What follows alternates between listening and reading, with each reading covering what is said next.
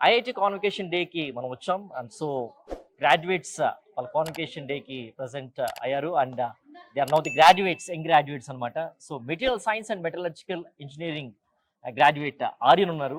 So ఈ డిపార్ట్మెంట్కి సంబంధించి ఎలాంటి కోర్సెస్ ఉన్నాయి అండ్ తన ఫ్యూచర్ గోల్స్ ఏంటి, ఐఐటి లైఫ్ ఎలా ఉంటుంది అనేటువంటిది తన మాటలోనే విందాం. అటుకి welcome and congratulations first of all. ఈ 4 years ఐఐటి లైఫ్ ఎలా ఉండే, హైదరాబాద్ లైఫ్? సో అది ఐఐటి హైదరాబాద్ మా ఇంటి పక్కన, నేను హైదరాబాద్ లోనే ఉంటా. సో నాకు ఎక్కువ దూరం ఉన్నట్టు అనిపించలేదు, కానీ బట్ స్టిల్ హాస్టల్ లైఫ్ నాకు ఫస్ట్ టైం ఉండే.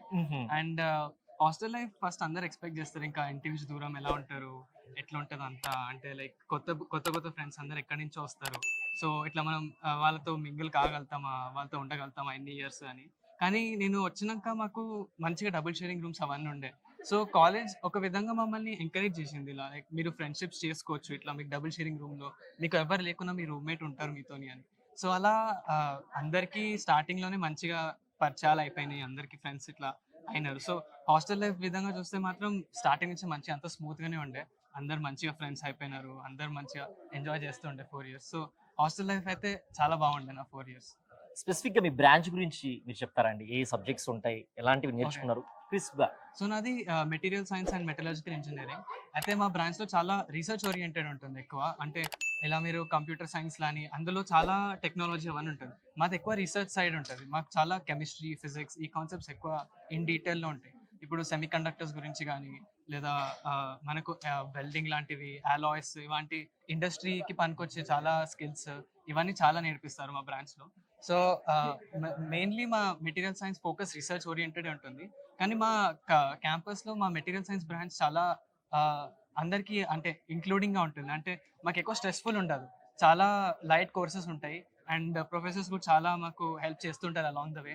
ఎప్పుడు మాకు ఇలా చాలా స్ట్రెస్ లాగా అనిపించలేదు, వాళ్ళు చాలా అప్రోచింగ్ కూడా ఉండే. సో మాకు ఎప్పుడు ఏ ప్రాబ్లం వచ్చినా, మాకు ఎలాంటి డౌట్స్ ఉన్నా కూడా వాళ్ళు ఎప్పుడు రెడీగా క్లారిఫై చేస్తుండే మాకు.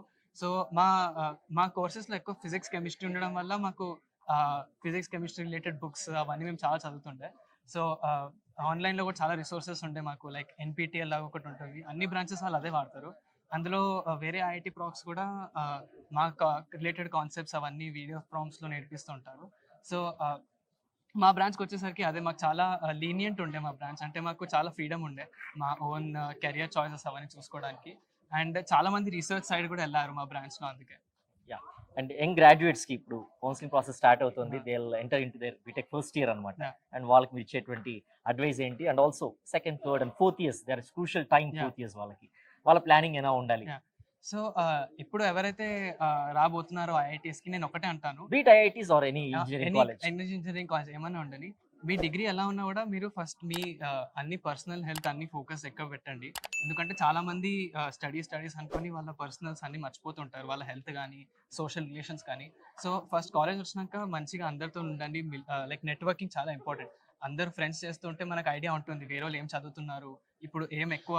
ఇప్పుడు రీసెంట్లీ ఏఐ చాలా బూమ్ నడుస్తుంది, అందరూ ఏఐ చేస్తున్నారు. అది మనకు ఒకవేళ నెట్వర్కింగ్ ఉంటే మనకు తెలుస్తుంది ఎవరు ఎక్కువ ఏం చదువుతున్నారు, దేంట్లో ఎక్కువ డిమాండ్ ఉంది అని. సో నేను అదే అంటాను, ఎక్కువ మింగిల్ అవుతూ ఉండండి మనుషులతోని, మీకు తెలుస్తూ ఉంటుంది ఏం నడుస్తుందో అని. And what's your future goal and aspirations the coming days? Currently నాకు జాబ్ వచ్చింది, ఐఐటి ప్లేస్మెంట్స్ ద్వారా నాకు జాబ్ వచ్చింది. సో ఇప్పుడు నేను జాబ్ ఒక 2 years చేద్దాం అనుకుంటున్నాను. ఒక మంచి జాబ్ ఎక్స్పీరియన్స్ వచ్చినాక తర్వాత ఫ్యూచర్ లో ఎంబీఏ కానీ ఎలా అయినా మేనేజ్మెంట్ ఫీల్డ్స్కి వెళ్తే మంచిగా ఉంటుందేమో అనుకుంటున్నాను. ఎందుకంటే ఒక మంచి లీడర్షిప్ స్కిల్ ఉండాలి లైఫ్లో, దట్స్ వాట్ ఐ బిలీవ్. అందుకే ఒక ఫ్యూచర్లో ఎంబీఏ లాంటివి చేసి ఏదైనా మంచి టాప్ కంపెనీ, నా ఓన్ కంపెనీ పెడితే కూడా ఏమైనా మంచి ఉంటుంది అని అనుకుంటున్నాను. All the best. And one more thing, IIT exams రాస్తూ ఉంటారు అనమాట, జేఈ మెయిన్స్ అండ్ అడ్వాన్స్డ్ అనమాట.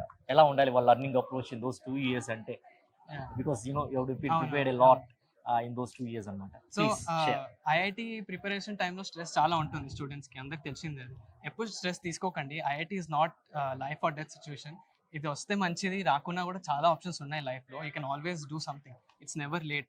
సో ఎవరైతే ప్రాపర్గా ప్రిపేర్ అవుతున్నారో ఫోకస్గా ప్రిపేర్ కాండి, డిస్టార్ట్ కాకండి. వేరే వాళ్ళు ఇంకా ఎక్కువ చదువుతున్నారేమో అని ఎప్పుడు అనుకోకండి. Believe in your own preparation. మీరు మంచిగా ప్రిపేర్ చేస్తే మీకు ఎప్పుడన్నా మంచి రిజల్టే వస్తుంది. That's what I mean. All the best for your future. Thank you.